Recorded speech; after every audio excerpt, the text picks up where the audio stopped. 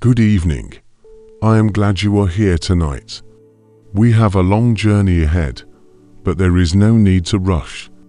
There is only the slow rhythm of the night, the quiet air, and the sound of waves meeting the shore.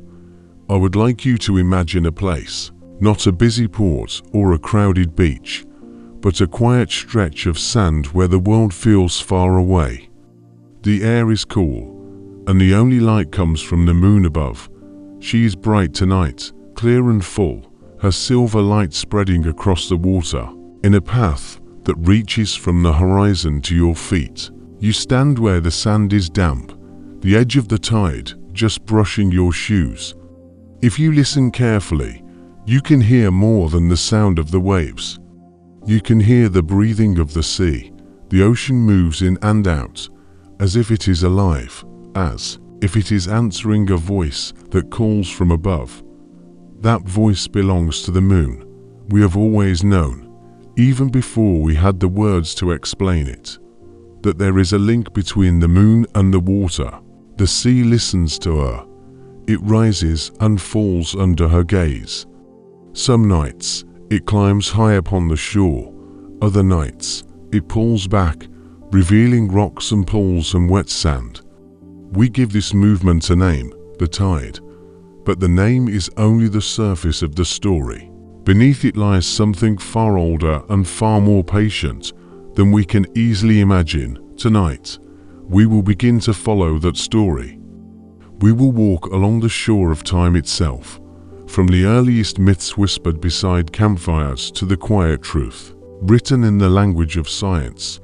We will see how the moon's pull has shaped not only the sea, but life itself, from tiny drifting plankton to great migrations of fish, from the plans of fishermen to the fate of armies.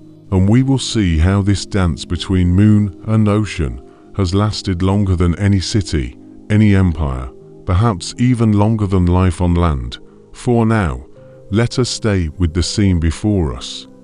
The moon is climbing higher, her reflection shaking gently. On the surface of the water, the air smells faintly of salt. Far out to sea, there is a steady dark line, where the swell is building, preparing to meet the land. The waves are not in a hurry. They move with purpose, shaped by forces we cannot see. Each one is part of a much larger rhythm, a rhythm that has been turning since the earth was young. Close your eyes for a moment and picture the moon not as a light in the sky, but as a companion to our planet. She circles us endlessly, sometimes close, sometimes farther away, but always held by the same invisible thread. That thread is gravity.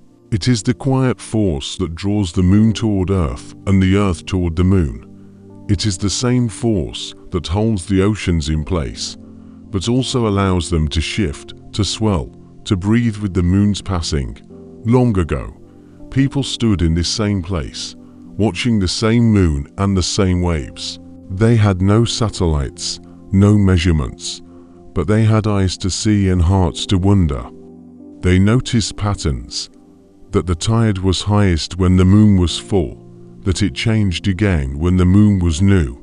They passed these observations to their children, not in books, but in spoken words, in remembered signs, in the quiet instruction of those who lived by the sea. You might think the ocean is too large to be moved by anything so far away, but the truth is that the moon's influence reaches across that distance as easily as the wind moves across your skin.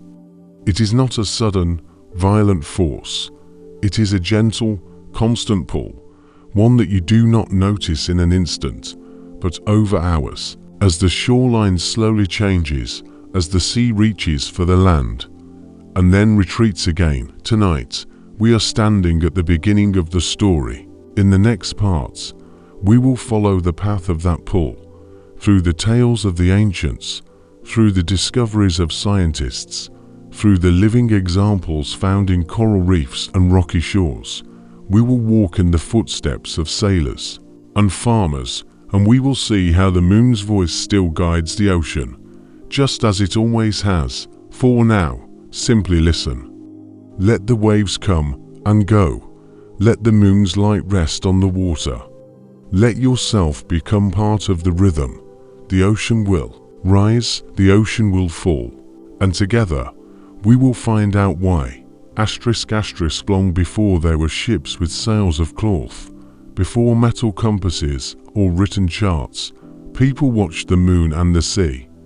They noticed the waters rise and fall, but they did not speak of it in terms of gravity or orbital motion. Instead, they spoke in the language of stories. These stories were not only explanations, they were ways of connecting the human heart to the living world, a bridge between what could be seen and what could be felt. In the islands of the Pacific, far from any great continent, the Polynesian navigators knew the ocean as intimately as most of us know our own homes. They told of Hina, the moon goddess, whose beauty was reflected in the calm of the lagoon, and whose anger could call forth powerful tides. In their songs, the moon did not merely shine, she breathed. With each slow inhale, the water crept up the shore. With each exhale, it slipped away, revealing coral heads and seaweed swaying in the shallow pools. This breathing was the rhythm by which they fished, traveled, and told time itself. Across the world, in the cold northern lands of the Vikings, the sea had its own stories. They believed that the tides were born from the sea giant Aegir, who filled his great drinking horn from the ocean. When he drank deeply, the waters fell back from the shore, leaving rocks bare and ships stranded in mud. When he poured the horn back into the sea, the waters surged high, carrying ships into the harbor and over the shallows. The moon, watching from above, was seen as a kind of overseer to this exchange, ensuring that the flow and return remained balanced. Farther south, along the coasts of the Mediterranean, fishermen and farmers found their own connections between the moon and the waters. In ancient Greece, it was said that the goddess Selene drove her chariot of silver light across the night sky, and in her wake the waters followed, drawn toward her beauty. The poet Homer spoke of the sea's wine-dark surface under her gaze, a reminder that the moon's light and the ocean's mood were bound together. In Egypt, where the Nile's flooding governed the very rhythm of life, the moon was linked to the yearly rise of the river. Though the great flood came from rains far to the south, it was believed that the moon's cycles whispered to the river when to swell and when to retreat. Priests kept careful records, marking the moon's phases alongside the height of the water, blending observation with reverence. Even in places where the tides were barely noticeable, the moon still found her way into the stories of water. In the heart of the African continent, far from the ocean, the moon was seen as a guardian of rivers and lakes, a silver eye in the night that watched over the fishermen's nets. In China, ancient poets described the moon's reflection in the water as a meeting of heaven and earth, the two realms touching for a brief moment in the stillness of a pond or the gentle ripples of a bay. These stories may sound different from each other, but they share something important. They recognize a relationship between the moon and the water. In each culture, the moon is alive, a being with will and purpose. She is not a cold stone drifting through space, but a force that listens and responds, that speaks in the language of waves. Think of these legends as the first maps, not maps drawn on paper, but maps in the mind. They gave shape to the patterns people saw. They reminded them to watch the moon, to notice her phases, to expect change in the water. They turned an invisible pull into a living presence, and in doing so, they preserved a truth that science would one day measure and confirm. The moon and the ocean are bound together by more than light. As you stand here on our imagined shore, you can feel the weight of those old stories pressing gently against the present moment. The moon above us tonight is the same moon that the Polynesian sailors saw as they crossed thousands of miles of open sea. It is the same moon that shone down on Viking longships, on Greek harbors, on Egyptian riverbanks. Her light has touched all these places, and her pull has shaped their waters in ways both subtle and strong. Soon, we will leave the realm of legend and step into the world of observation. We will follow those who watched carefully, who measured with the tools they had, who passed on their knowledge not as myth, but as fact. But for now, let the legends linger a little longer. Let the breath of Hina, the pouring of Aegea, the silver chariot of Selene drift through your thoughts as the tide continues its slow movement before you. These whispers from the past will travel with us, even as we begin to seek the truth behind them. The first people to live by the sea did not think of themselves as scientists, but they were careful observers. To live beside the ocean was to live beside a force that could change your fortune in a single tide.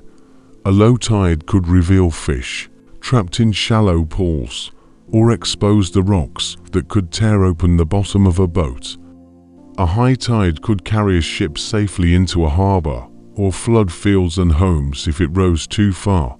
Because the tides were so important, people watched them closely.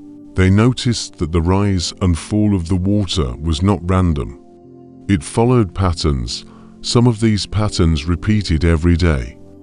Others matched the slow changes in the moon's shape, from thin crescent to full circle and back again. Without knowing the word cycle, they knew it in practice. Along the banks of the Nile, more than 4,000 years ago, farmers and fishermen kept track of the river's moods.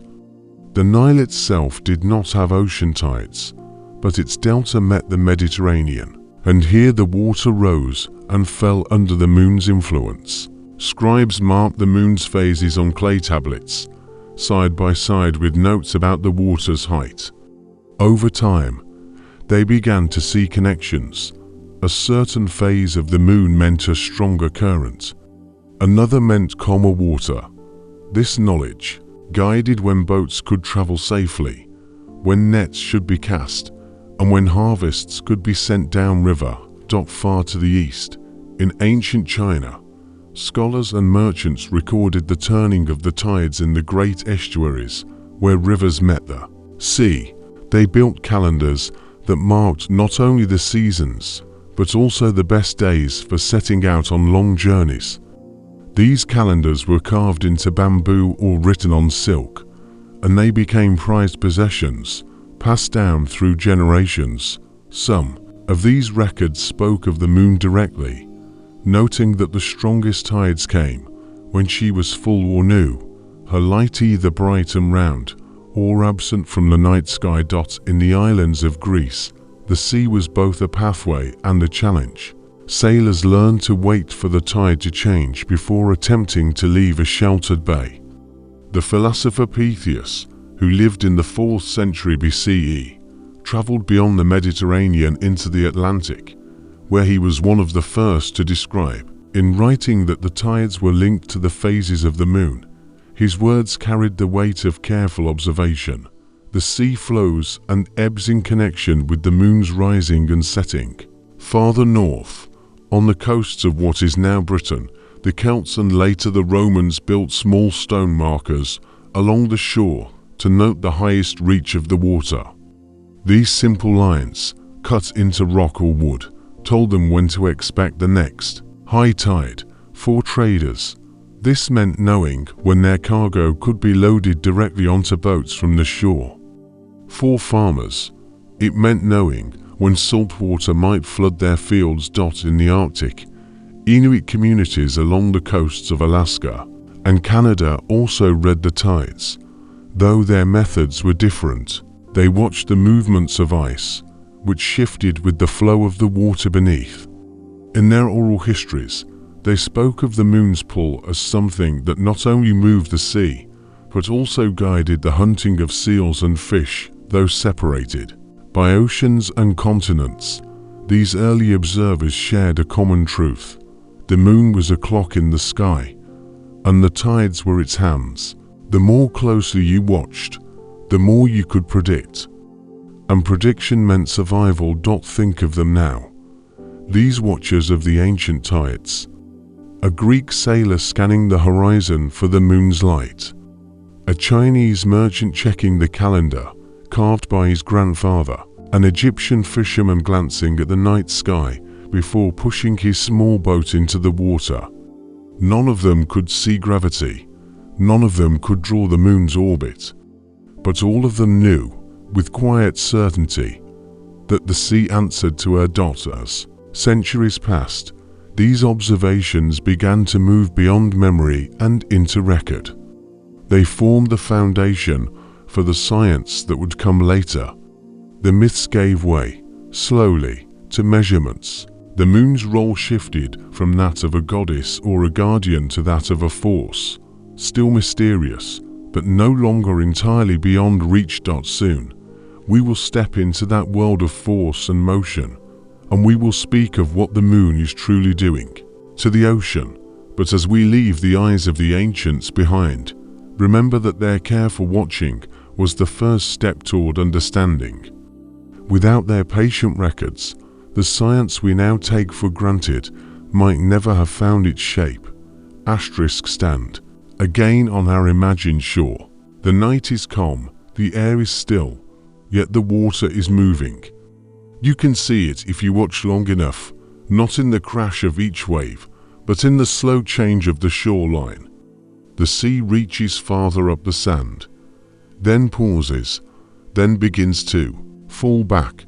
Nothing seems to push it. There is no wind strong enough to drive the water this way. No sudden storm far out at sea. The movement is quiet, steady, and yet powerful enough to lift entire oceans. This is the work of gravity, a force you cannot see, cannot touch, and yet feel with every step you take. Gravity is the invisible thread that ties the moon to the Earth and the Earth to the moon. It reaches across space, pulling on everything with mass, the ground beneath you, the air around you, and the water at your feet. When the moon passes over a part of the Earth, her gravity pulls on that side's ocean water, drawing it slightly toward her. This pull is not enough to lift the water into the sky, but it is enough to make it swell. That swelling forms a bulge in the ocean, the high tide. But there is another high tide on the opposite side of the Earth. It happens because the moon's pull is slightly weaker there, allowing the water to drift outward as the Earth itself is pulled a little toward the moon. The Earth rotates beneath these two bulges, and as it does, different places pass through the raised water. This is why most coastlines see to high tides and to low tides every day. To someone living long ago, this was simply the rhythm of the sea. To us, it is the graceful dance of a spinning planet and its silent companion in space. But the tides are not the same everywhere. The shape of continents, the depth of the sea, and the curves of bays all change the way the moon's pull is felt. In some places, the tide may rise only a few centimeters. In others, the difference between high and low tide can be as great as the height of a building. The moon is not alone in her work. The sun, though far more distant, also pulls on the Earth's oceans. When the sun, moon, and Earth are aligned during a full moon or new moon, their forces combine to create especially high tides, called spring tides. When the sun and moon are at right angles to the Earth, their pulls partly cancel each other, leading to lower tides, called neap tides. These changes happen like clockwork, and the cycle repeats every 2 weeks. Still, it is the moon that leaves the deepest mark. Her pull is constant and close. Without her, the tides would be smaller, slower, less dramatic. The ocean's heartbeat would be fainter.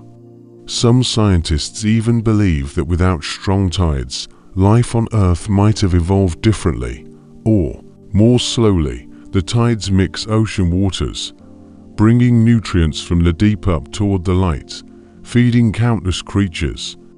They shape coastlines, carve cliffs, and create safe harbors. They are the silent architect of much of the world we know, and yet, standing here, you would never guess at the vastness of this force. You cannot see gravity itself, you see only its effects, the water creeping up the beach, the gentle shift of a floating boat, the slow exposure of rocks as the tide falls away. It is a reminder that some of the greatest powers in the world work in silence, without the need for noise or display. For thousands of years, the unseen pull of the moon has been both a mystery and a guide. Now that we can measure it, we find it no less remarkable. The moon is not a distant ornament in the sky. She is a constant partner, moving billions of tons of water every day, shaping the rhythms of life without ever touching the earth. In the next part of our journey, we will invite the sun into the story, together with the moon. It creates patterns in the tide that can be read like a book, patterns that sailors, farmers, and scientists alike have learned to follow. The dance will grow more complex, and yet it will still be written in the language of the sky and the sea. The moon is the ocean's closest partner, but she is not the only one who shapes the tides. Far across space, the sun also pulls on the Earth's waters. His pull is weaker than the moon's in this regard, not because he is less powerful, but because he is so far away. Still, when the sun's voice joins the moon's, the ocean listens in a different way. Picture the Earth in your mind.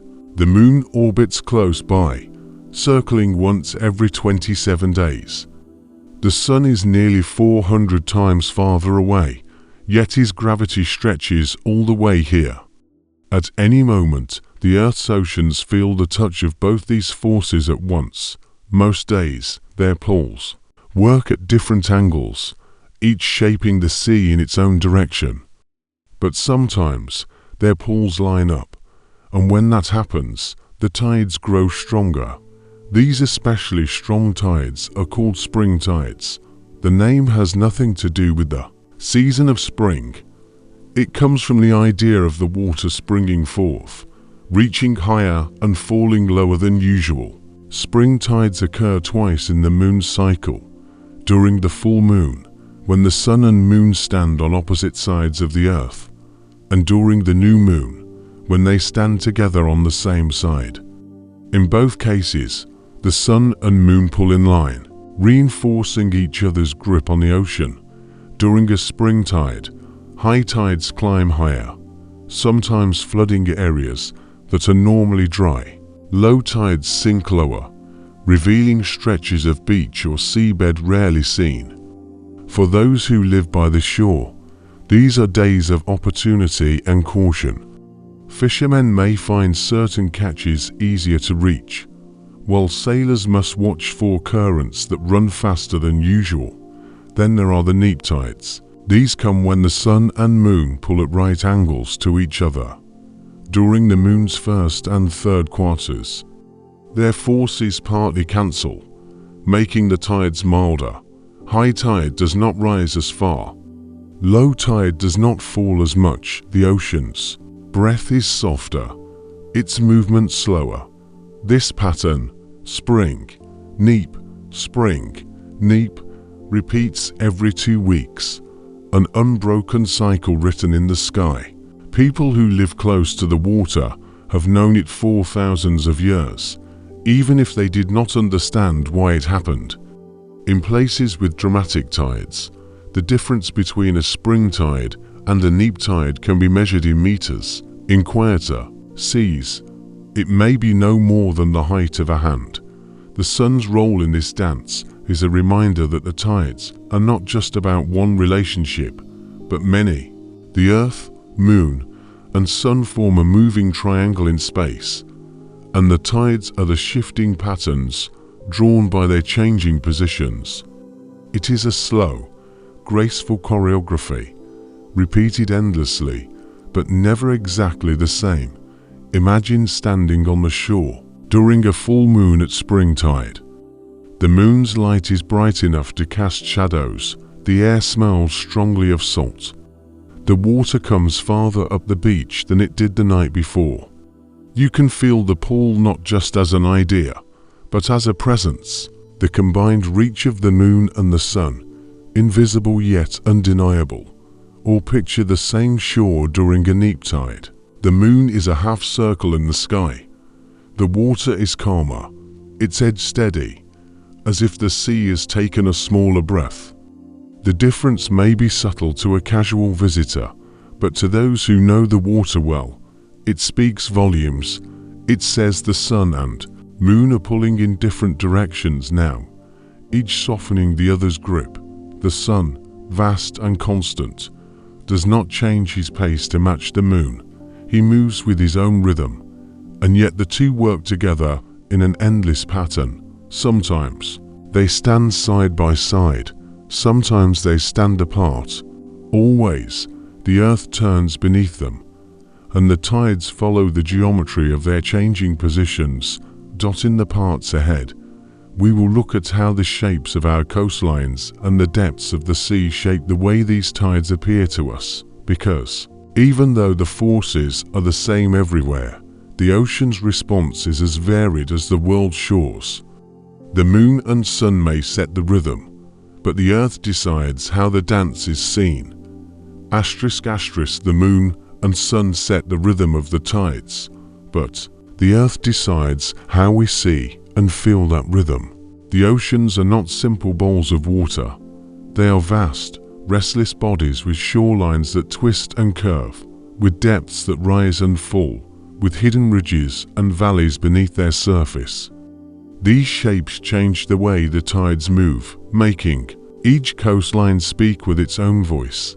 Imagine walking along the shore of the Bay of Fundy, between the Canadian provinces of New Brunswick and Nova Scotia. Here, the tides are among the highest in the world. In some places, the difference between low tide and high tide can be more than 15 meters, as tall as a 4 or 5-story building. Twice each day, the ocean pours into the bay, filling it like a giant bowl, then empties again, leaving boats resting on the muddy bottom. The shape of the bay, narrow and funnel-like, focuses the tidal energy, amplifying it in a way that few other places on Earth experience. Now picture the Mediterranean Sea. It is almost entirely enclosed by land, connected to the Atlantic Ocean only through the narrow Strait of Gibraltar. Here, the tides are gentle, often no more than a few tens of centimeters.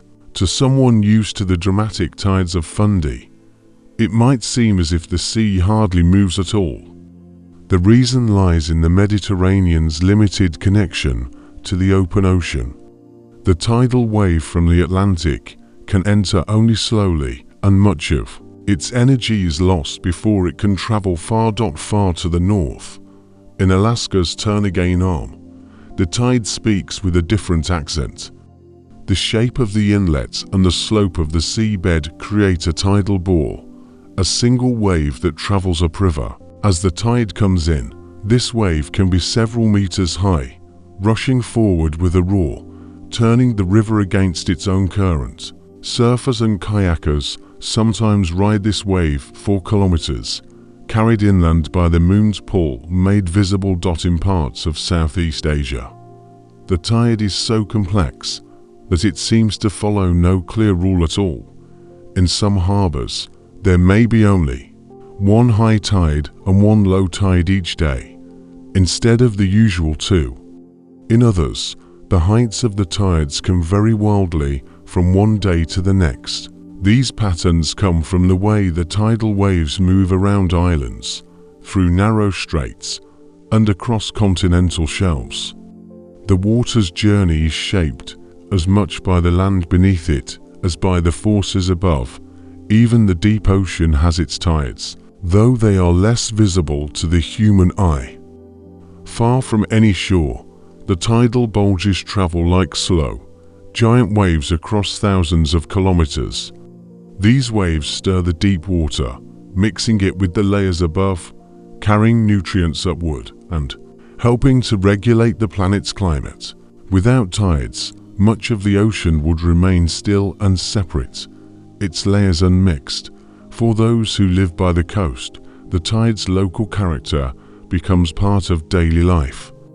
A fisherman in Brittany, France, knows to set his nets at the start of the rising tide to catch fish moving toward the shore. A sailor in the Caribbean understands that the tides are small and the winds will matter more to his journey. A child in eastern England learns that some beaches disappear entirely at high tide, while others stretch out endlessly when the water retreats.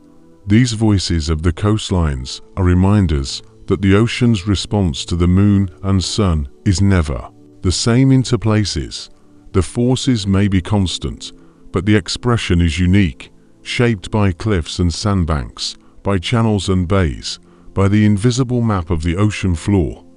To travel from one shore to another is to hear the same song played in 100 different ways, and yet, whether loud or soft, simple or complex, each tide is part of the same great pattern. Each is the Earth's way of answering the call of the moon and the sun. The water may rush forward in a towering wave, creep quietly up a narrow beach, or whisper beneath the hull of a ship at anchor, but it is always moving to the same ancient rhythm. In the next part of our journey, we will leave the shapes of the shore and step into the world beneath the waves.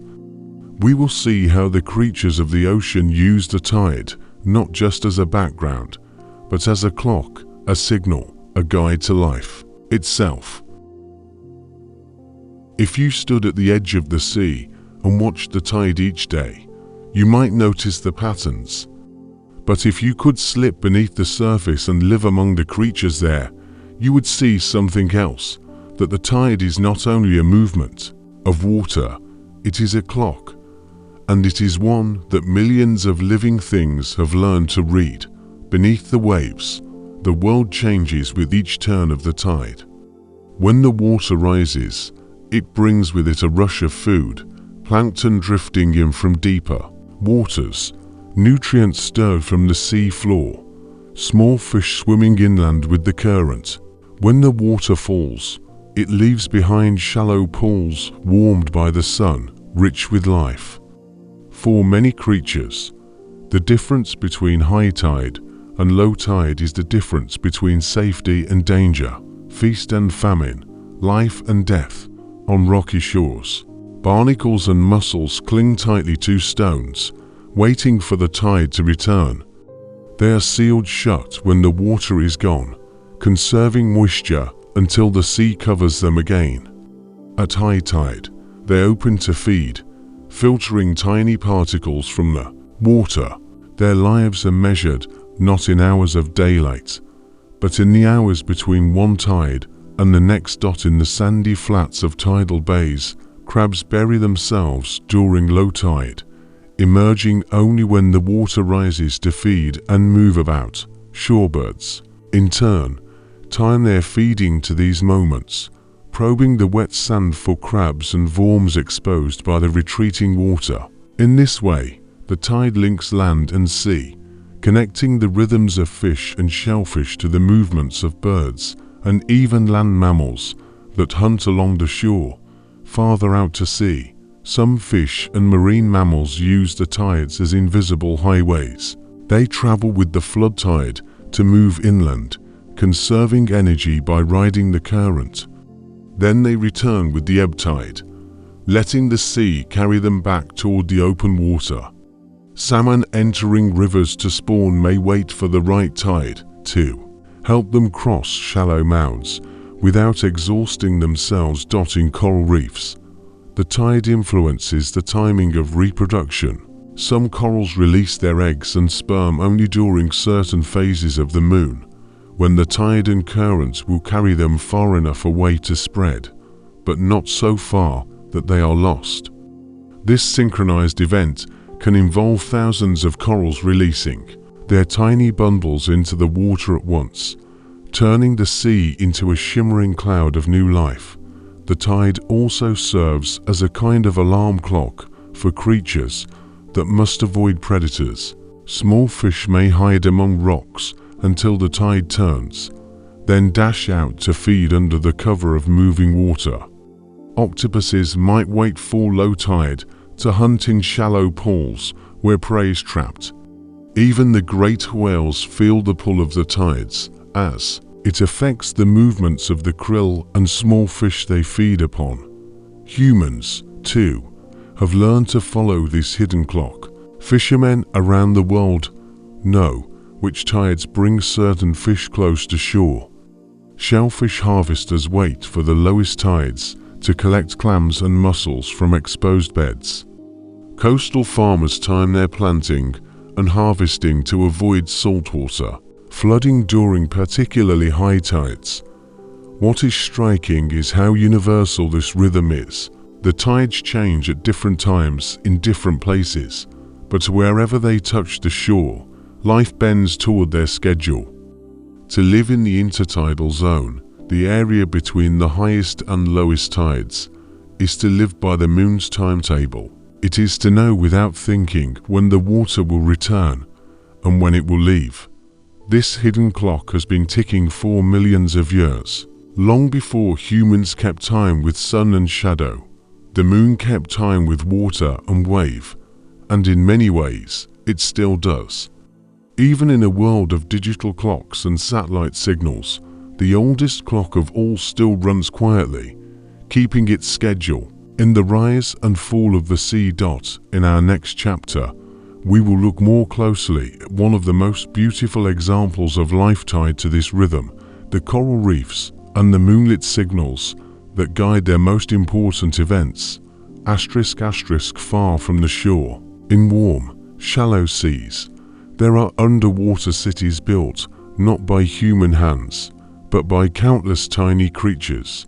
These are the coral reefs, living fortresses made of stone-like skeletons, sheltering a dazzling variety of life. By day, the reef is a garden of color and motion. By night, under the silver light of the moon, something quieter, older, and more mysterious takes place. Corals may look like plants, but they are animals. Each coral is made up of hundreds of tiny polyps, each with soft bodies and delicate tentacles. They live together in colonies, building their limestone homes one thin layer at a time.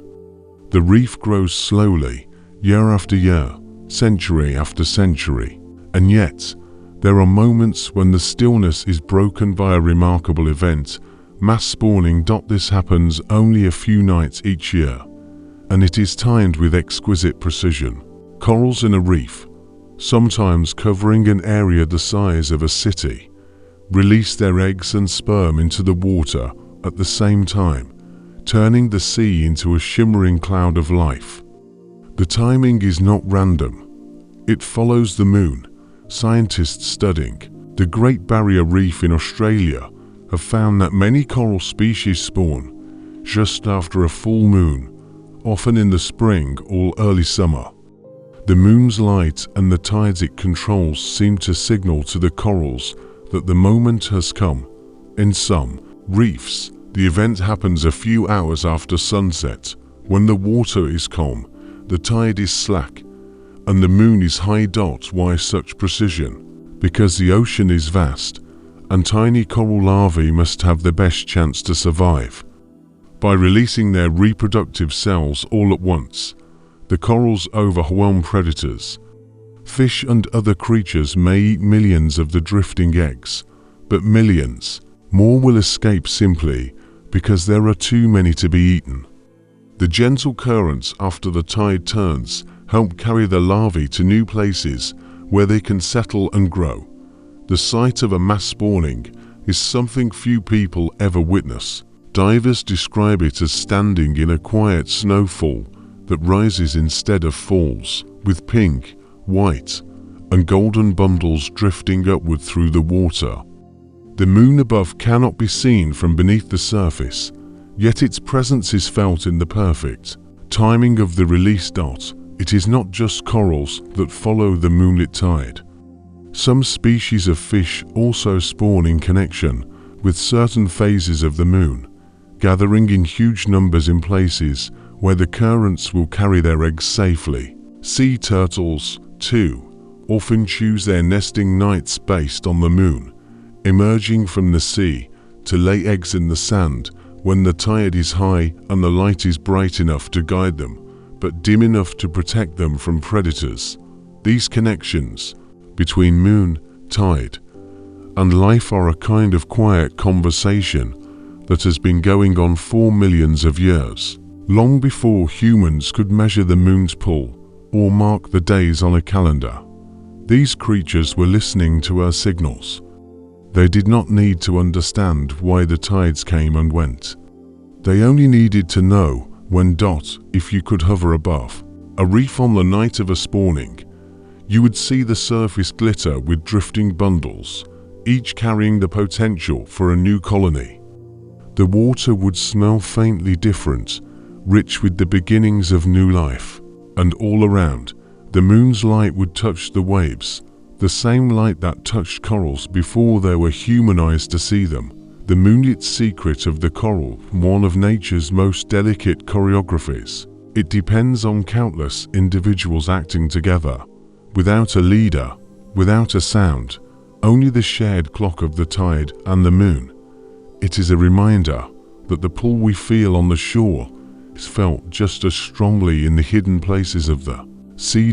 In the next part of our journey, we will turn from the corals to ourselves. We will explore how humans, too, have shaped their lives, work, and survival around the moon's command of the tides, and how, in many places, that relationship still holds strong today. For as long as people have lived by the sea, they have learned to read the waters rise and fall. Long before clocks and printed calendars, the tide was one of the first natural schedules humanity could trust. It could be counted on to come and go, not always at the same hour, but always in the same order, tied to the moon's steady path across the sky. In fishing villages, the tide told people when to work.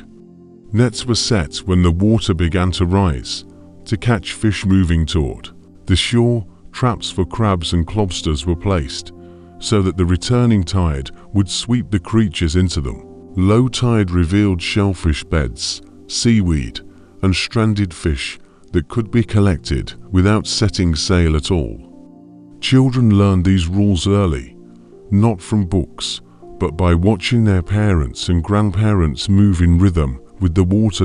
In some places, entire markets depended on the tide. Along the coast of Brittany in France, fishermen brought their catch ashore directly to waiting buyers during the brief window when high tide allowed their boats to dock. In parts of Southeast Asia, floating markets opened and closed with the tide, with stalls rising and falling on the water as if breathing along with the moon. Navigation, too, was shaped by the tides.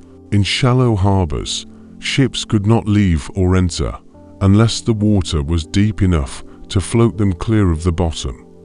Captains learned to time their departures to the high tide, sometimes waiting 4 days for the moon to give them passage. Even in deeper ports, the strength and direction of tidal currents could mean the difference between a smooth journey and one that wasted precious days. Farmers near the coast also watched the tides, especially in low-lying areas. In England and the Netherlands, systems of dikes and gates were built to hold back high tides from flooding fields. In some regions, the tides were even used to help agriculture. Salt marshes would be flooded deliberately to enrich the soil, then drained when the tide fell. These practices turned the moon's pull into a partner in growing food. The tides influenced more than work. They shaped culture and tradition. Festivals were sometimes timed to coincide with spring tides, when the sea reached far inland or retreated far out, revealing places that could not be visited at other times. In Japan, communities gathered to celebrate the Shio-higari, or tide pulling, when low spring tides allowed families to walk far out on the seabed to collect clams. In the Pacific Islands, navigators planned long voyages to begin on certain tides, believing the sea would carry them more swiftly toward their destination. War, too, has been decided by the tides. In 1066, during the Norman invasion of England, William the Conqueror timed his landing to the tide, ensuring his fleet could come ashore at just the right moment. Centuries later, during the D-Day invasion of World War II, Allied forces planned their assault on Normandy with careful attention to the tide's height and timing. In both cases, the moon's pull played its part in the turning of history. Today, in an age of engines, concrete harbors, and electronic navigation, it might seem that the tide matters less. And yet, in many places, it still sets the pace of life. Fishermen in small boats still rise before dawn to catch the right tide. Fairies in shallow waters still wait for the moment when the sea lifts them free. Coastal engineers still study the tides before building bridges, docks, or sea walls. Even in cities far from the ocean, the tide's influence reaches people indirectly. It helps shape the climate, affects shipping routes, and plays a role in the movement of ocean currents that support global trade and fisheries. The moon's pull touches more than those who can see the waves. It is part of a web of connections that reaches inland, across rivers, and into the heart of continents. To live by the tide is to live in partnership with something greater than yourself. It is to accept that there is a time for action and a time for waiting, and that both are necessary. The moon's voice is steady, patient, and unchanging, even as human lives race forward. In the next part, we will step into moments when this partnership turns dangerous, when the tides rise higher than expected, when the moon's pull combines with storms to create floods, and when the ocean reminds us of its full power. Most of the time, the tide moves with quiet certainty. It lifts and falls like a slow breath, shaping life along the shore without fanfare. But there are moments when that familiar rhythm swells into something far more powerful, moments when the moon's pull combines with the wind, the weather, and the shape of the coast to create a force that can transform the land in a single night. One of the most dramatic examples is the storm surge. This is not a wave that rolls in and breaks on the shore, but a whole section of the ocean rising higher than usual, driven by strong winds and low atmospheric pressure during a storm. If this surge arrives at the same time as a high tide, especially a spring tide, the result can be devastating. Water that would normally stop short of houses and fields can sweep far inland, carrying debris, flooding homes, and erasing roads. In 1953, such a combination struck the coasts of the Netherlands and eastern England. A winter storm over the North Sea pushed a wall of water toward land just as the tide was at its highest. Dikes broke, entire villages were flooded.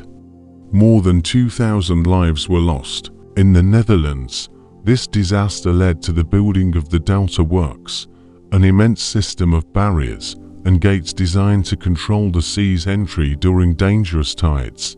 Half a world away, in the Bay of Bengal, storm surges have claimed even more lives.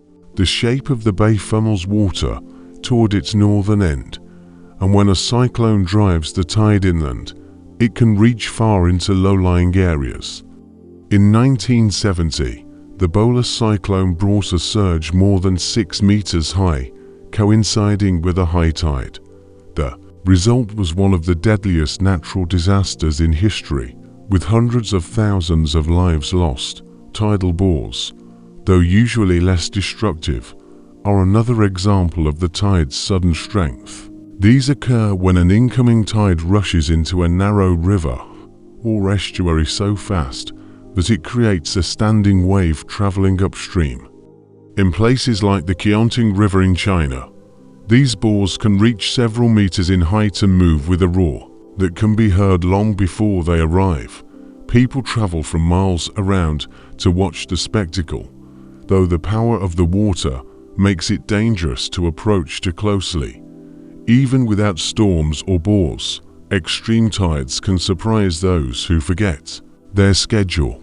Along certain coasts, a spring tide combined with strong onshore winds can flood parking lots, roads, and basements that are safe most of the year. In Arctic regions, unusually high tides can break up sea ice earlier than expected, cutting off travel routes for communities that depend on frozen channels. For all our modern technology, we cannot stop the tide. We can predict it with astonishing accuracy, down to the minute, years in advance, but prediction is not control. We can build walls, raise houses, and deepen harbors, but the moon and sun will still draw the water up and send it down, as they have for billions of years. These moments when the tide turns fierce remind us that it is not just a gentle clock or a quiet partner in life. It is also part of the ocean's immense power, one that can shape coastlines in hours and leave marks on history as deep as any storm. Yet even in its most dangerous moods, the tide follows its pattern. The water that floods a street at noon may have retreated by evening. The shoreline that disappears under a surge may reappear, change, but still there.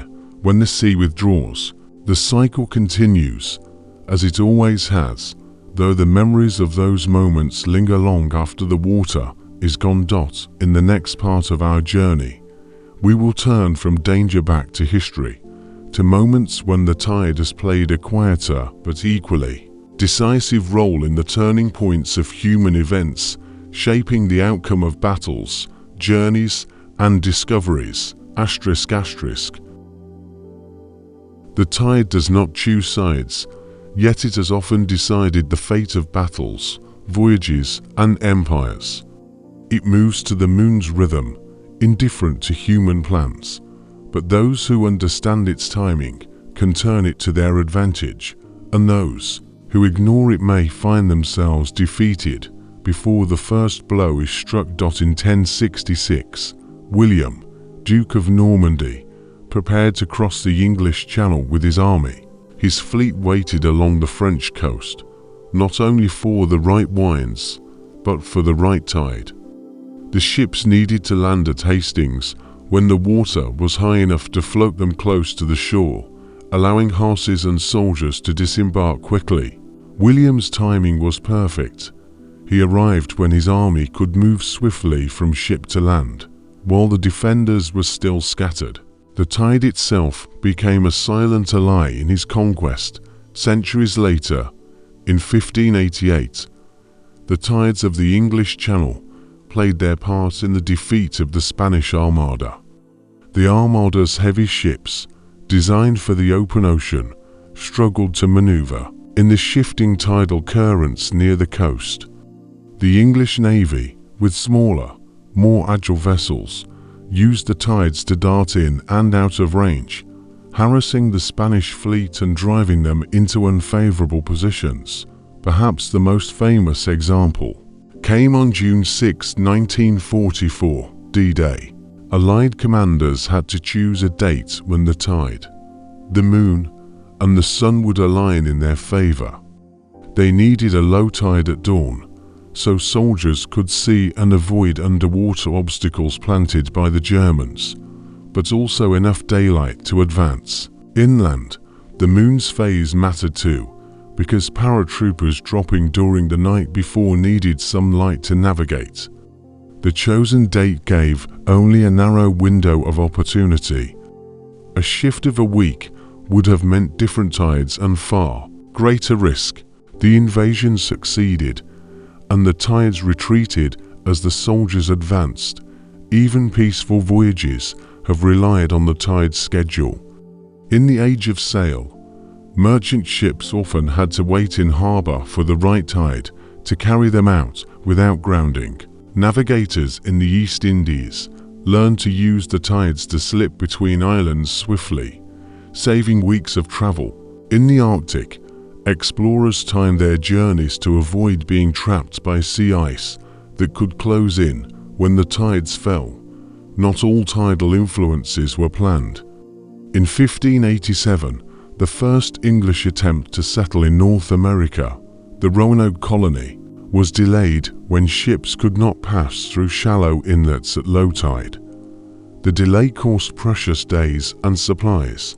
In the Pacific, entire expeditions have been stranded for weeks when low tides prevented ships from leaving lagoons until the moon's pull returned the water to its full height. Tides have shaped trade as well. Ancient ports, such as Jaffa, in present-day Israel, depended on precise tidal knowledge for safe entry. In medieval London, merchants along the Thames loaded and unloaded goods according to the tides, building their warehouses to withstand the twice-daily changes in water level. The timing of markets, taxes, and even legal agreements could hinge on when the tide would allow a ship to dock. These stories, scattered across centuries and continents, are all threads in the same tapestry, the moon's steady pull woven into the fabric of human history. We think of battles, voyages, and cities as the work of human will, but the tide has often been the stage on which these events played out, sometimes offering a path forward, sometimes closing the way. As we move into the next part of our journey, we will leave the past behind and look toward the far future. The moon is drifting slowly away from the Earth, and the tides we know today will not always be the same. The changes will be slow for any one lifetime, but they are already written in the quiet mathematics of the moon's orbit. Look at the moon on a clear night, and she seems unchanging, the same silver face that has looked down on the Earth for as long as humans have watched the sky. But the truth is that the moon is slowly, steadily moving away from us. Each year, she drifts about 3.8 centimeters farther into space. The change is too small to see, but it is enough to alter the tides over the course of millions of years. This slow retreat began billions of years ago, not long after the moon was formed from a collision between the young Earth and a Mars-sized body. In those early days, the moon orbited much closer than she does now. The tides then were unimaginably larger, waves hundreds of meters high rolling across the surface, reshaping continents and stirring the oceans with immense force. Over time, the constant pull of the tides transferred some of Earth's rotational energy to the moon, pushing her outward into a wider orbit. Today, the process continues. The tides still act as a brake on the Earth's spin. Each tidal bulge, drawn by the moon's gravity, is carried slightly ahead of the moon's position by the Earth's rotation. This offset pulls the moon forward in her orbit, giving her the extra energy to climb a little higher, a little farther away. The effect is tiny from year to year, but over vast stretches of time, it adds up. As the moon recedes, her grip on the Earth's oceans will weaken. The tides will grow smaller, less dramatic. The twice-daily rise and fall that has shaped coastlines, guided migrations, and influenced human history will become gentler. In hundreds of millions of years, the tides may be only a fraction of their current size. For the creatures of the intertidal zone, life will change profoundly. The wide tidal flats where birds feed and shellfish grow will shrink. The tidal currents that carry nutrients through the seas will slow. The length of Earth's day will also change. Right now, a day is just under 24 hours, but as the planet's spin continues to slow, days will grow longer. In the distant future, one day on Earth could last more than a month by today's measure. At that point, the Earth and Moon will be tidally locked, always showing the same face to each other, just as the Moon already does to us. The tides will then be almost frozen in place, no longer the shifting pattern we know. These changes lie so far ahead that no human will see them. Civilizations will rise and fall, species will come and go, and still the Moon will be on her slow journey outward. Yet the knowledge of this movement changes how we think about the present. The tides we see today are not eternal. They are part of a long story, one chapter in a book that is still being written. Even as the Moon moves away, her influence will not vanish entirely. The Sun will still create tides, though smaller ones, and the Earth's oceans will still move to that rhythm. But the great partnership between Earth and Moon, the dance that has lasted for more than 4 billion years, will have changed into something quieter and more distant. In the next part of our journey, we will shift from this distant future back to the present to see how we measure and predict the tides with incredible accuracy, and how this ancient rhythm has become one of the most reliable clocks in the natural world. If you stand on the shore and watch the tide, it feels like a slow, graceful movement, almost too vast to measure. And yet, scientists can tell you the exact minute the water will rise to its highest point tomorrow, next month, or even years from now. This precision is one of the marvels of tidal science, a blend of observation, mathematics, and the predictable motions of the Moon and Sun. Tide prediction begins with long, patient measurement. At harbors and coastal stations around the world, instruments record the water's height at regular intervals. Some of these tide gauges have been operating for more than a century, keeping an unbroken record of the sea's daily breathing. These records reveal not only the twice daily rise and fall, but also the subtle variations caused by the Moon's changing distance, the Sun's position, and the shape of the coast. The mathematics behind tide prediction is based on harmonics, the idea that complex movements can be broken down into a sum of simpler, repeating cycles. The tide is not just one cycle, but the combination of many: the daily rotation of the Earth, the Moon's orbit around the Earth's orbit around the Sun, and even the slow wobble of the Moon's path. Each of these cycles has its own period and strength, and when added together, they produce the pattern of highs and lows we see on the shore. By analyzing years of data, scientists can identify the main tidal constituents, the most important cycles that influence a particular location. Some of these cycles are familiar, like the 12-hour period between successive high tides, or the 14-day spring neap cycle. Others are much longer, such as the 18.6-year lunar nodal cycle, which causes a slow rise and fall in the range of the tides over nearly 2 decades. Once these cycles are understood, they can be combined in equations that predict the tide's height for any date and time in the future. The accuracy can be astonishing. In many places, the predicted tide will match the observed tide within a few centimeters. Mariners, fishermen, and coastal planners rely on these forecasts every day, confident that the Moon's pull and the Sun's influence will not suddenly change. Of course, the tide is not only shaped by celestial forces. Winds, storms, and changes in atmospheric pressure can temporarily push the water higher or lower than predicted.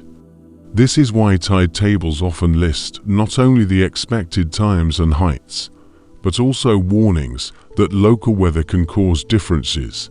A low-pressure system, for example, allows the sea to rise slightly, while strong winds can push water toward or away from the shore, enhancing or weakening the tide. Today, tide prediction combines traditional harmonic analysis with real-time satellite measurements and computer models.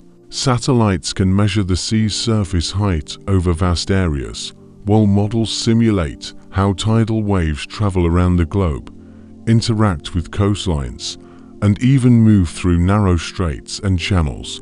The result is a global picture of the tide, updated continuously and accessible to anyone with a phone or computer. It is remarkable to think that something as ancient and poetic as the tide can be described so precisely with mathematics. Yet this precision does not take away its mystery. If anything, it deepens our sense of connection, reminding us that the moon's silent pull can be written in numbers, just as it can be felt in the salt wind on our faces. In the next part, we will explore the tide not as a force to measure or predict, but as a source of energy, a way to capture the moon's power and turn it into light and heat for our homes. For most of history, the tide was something to live with, not to harness. It came and went whether people wished it or not, and its energy was felt only in the pull of a fishing net or the movement of a ship.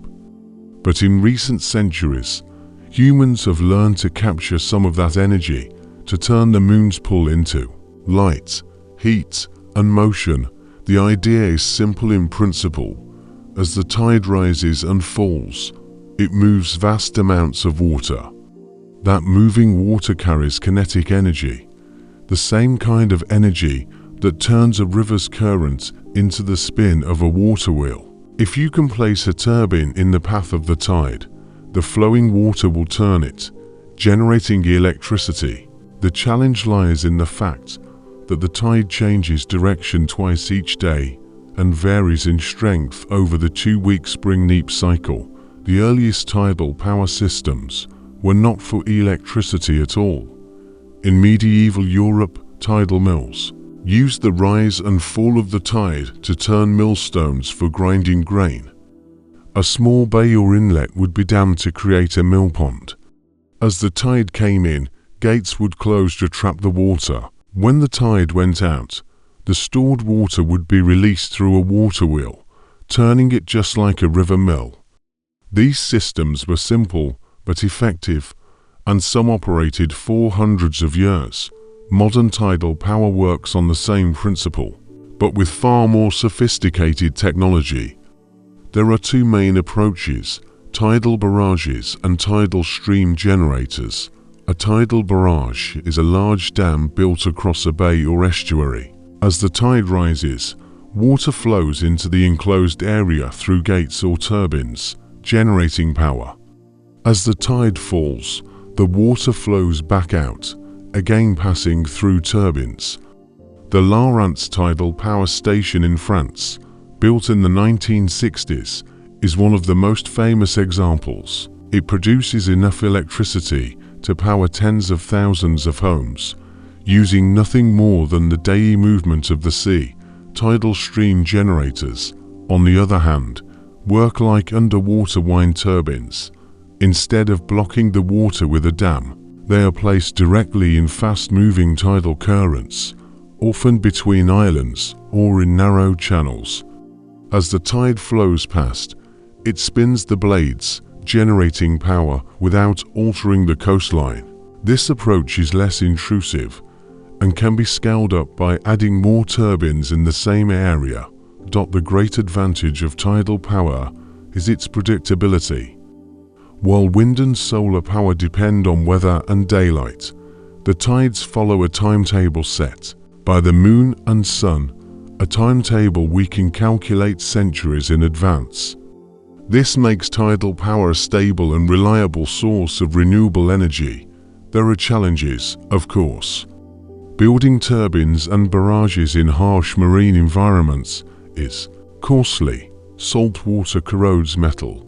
Strong currents strain foundations, and storms can damage structures. Environmental concerns must also be considered. Tidal barrages can change the way sediment moves, affect fish migration, and alter habitats for birds and marine life. Still, interest in tidal power is growing, especially in regions with strong, consistent tides. Projects are underway in the United Kingdom, Canada, South Korea, and other places where the natural geography focuses tidal energy into powerful currents.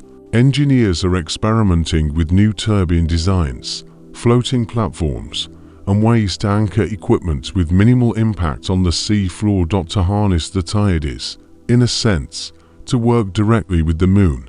Every watt of electricity from a tidal generator is the result of her pull on the ocean, translated into human use. It is a reminder that even in our most advanced technology, we are still participants in the same ancient dance. In the next and final part of our journey, we will return to where we began, to the quiet mystery of the tide itself, and consider what it means for us to live our lives to a rhythm older than our species, older even than the continents themselves. Stand at the shore on a quiet evening. The air is still, the water smooth, and the horizon glows faintly with the last light of the sun. Out beyond the waves, the moon has risen, pale at first, then brightening as the sky deepens. She does not hurry. She does not need to. Her pull has been shaping this shore for longer than memory, longer than life itself. The tide comes in. It always does. It moves without pause, without beginning or end, each rise flowing into the next fall. If you wait long enough, you will see the water reach for the highest strand of sand, touch it gently, then retreat as though satisfied.